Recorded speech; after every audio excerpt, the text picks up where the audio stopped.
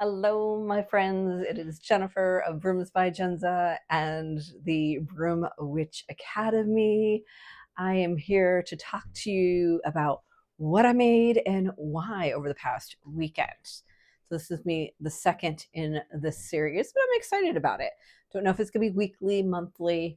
It's kind of how I make things is how it's going to be. So giving you some little insights about what we do as broom makers or why we make what we make. That's just not someone ordered it.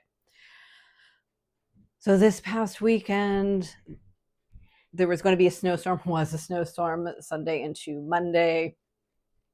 So I knew on Saturday I needed to get out of the house and my shoulder had been hurting for a little bit. So I was going to be, do not make brooms. I told myself, do not make brooms, do not make brooms. I didn't bring any of my broom making material from my broom studio, the broom closet, over to the farmhouse. I was like, I'm going to be strong. I'm not going to make brooms. It will be okay. No broom making.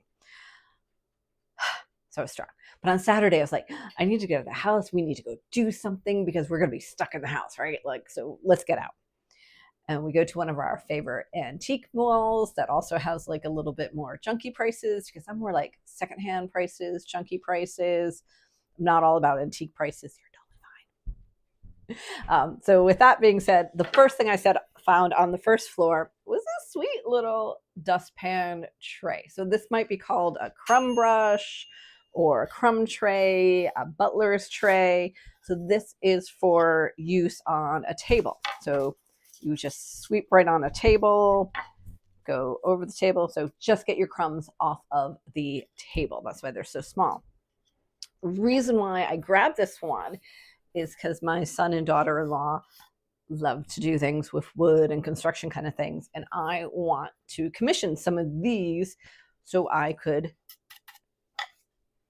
sell sets, right? Like, so sell sets. So like, oh, this is kind of, I wanted to let them know what the size I was. I don't need all the fancy stuff here, though we probably will do fancy stuff. But I'm like, this will be great. And I paid a little bit more than I normally would pay for these types of things, but this is probably wicked old, so it's okay. So again, if anyone knows what the characters say, I suppose I could Google it, but I found it very interesting. And then I went further down and I found, say, this one next. Okay, and I'm gonna it was really grungy, so don't hate on me for cleaning it a bit. And then I also found another one, and then this other one, but it was like really flimsy, and I started purchasing them, and I'm like, well, you know, I started already a collection. I have some that I had purchased before just because it's on theme as a broom maker. You know, I do collect like antique or old unique brooms, so this is just gonna be part of my collection. And as I'm in this antique mall and I'm finding them, I'm like, could I? Should I? Would I? Now, I just told you I was looking to have the kids, they're adults, make me some wooden ones. But how fun would it be to pick up these, like some more of these trays, and then make something inspired by the ones I found and sell them as a set? So then, I guess I did. So I bought this one. In the wood category, I bought this one. How sweet is that one? Like, I just, little, like it.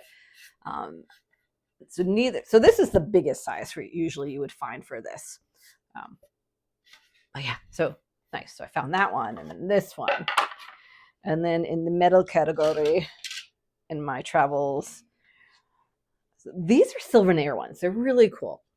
So back in the day, instead of buying the shot glass or the keychain, whatever else you would buy, when you were on vacation or traveling, you would get these for Silvernairs.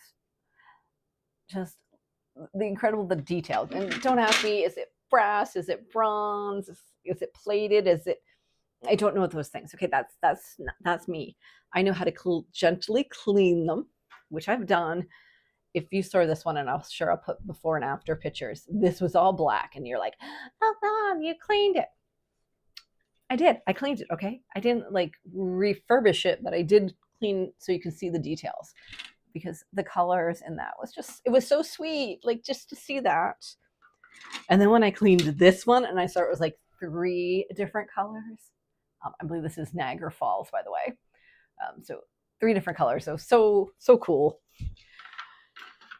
And then the piece, so like my find of that day was this one. And I was told at the farmhouse, everyone's like, I cannot sell that one. I must keep that one. So this one's from the Victorian era. It is Dartmoor Pixie. So they have this like pagan kind of theme. Like there's mushrooms and there's this little strange pixie man. I just think he's adorable. Okay, so that's what I found. And then I'm like, so I have all these ideas in my head about making the crumb brush to go. So the crumb brushes will be probably about this size, different colors depending on what goes.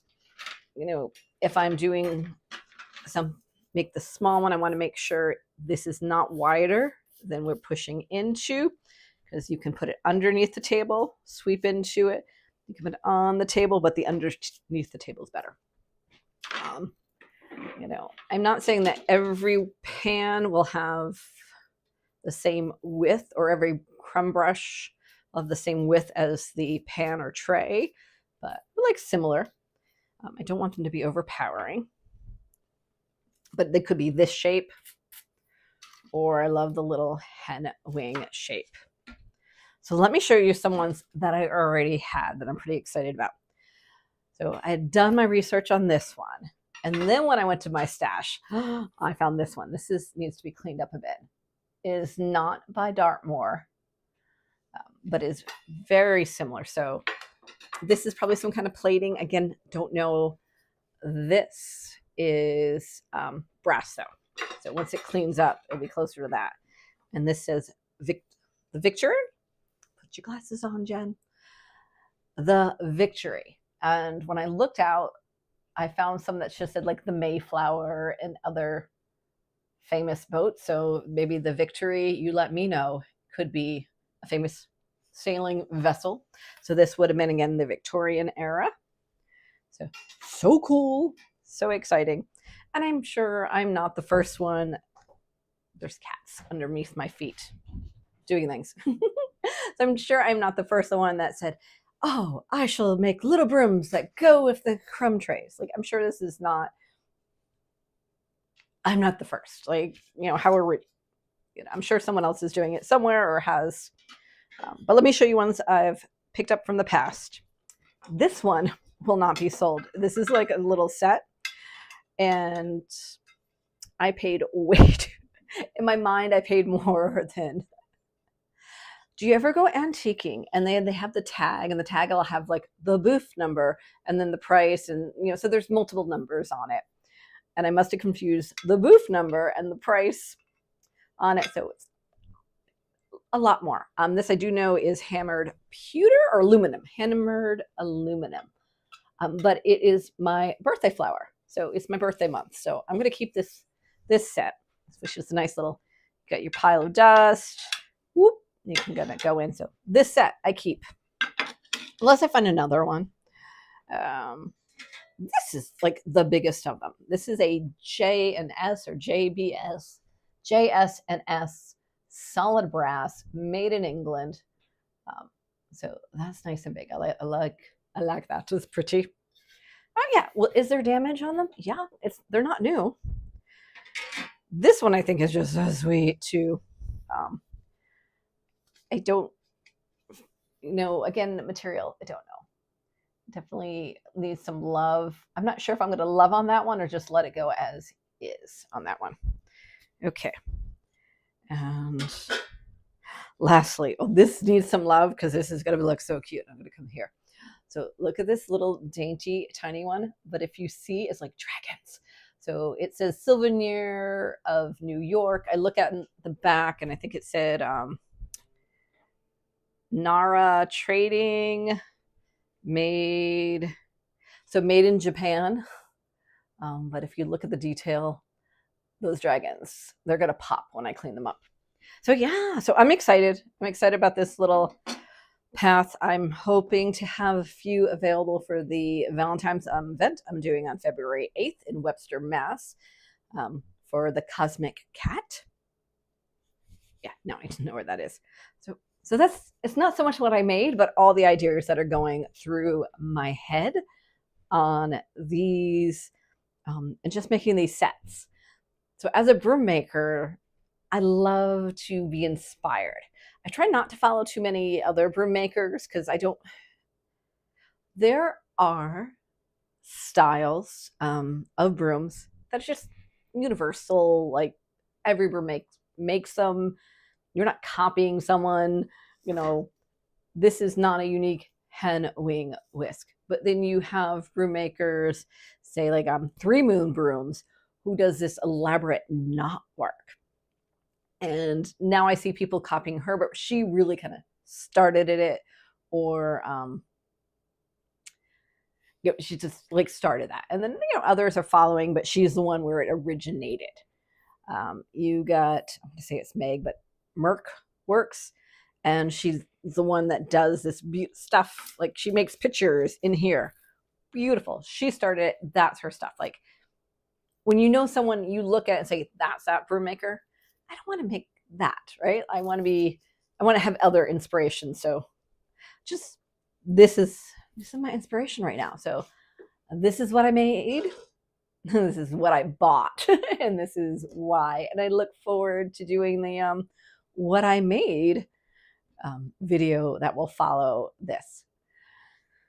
So if you're finding me on YouTube for the first time, please follow. I'm also on Facebook with Brooms by JENZA. I have a private Facebook group, The Broom Closet. And if you're looking to learn to make brooms, please go to thebroomwitchacademy.com. Have an amazing day.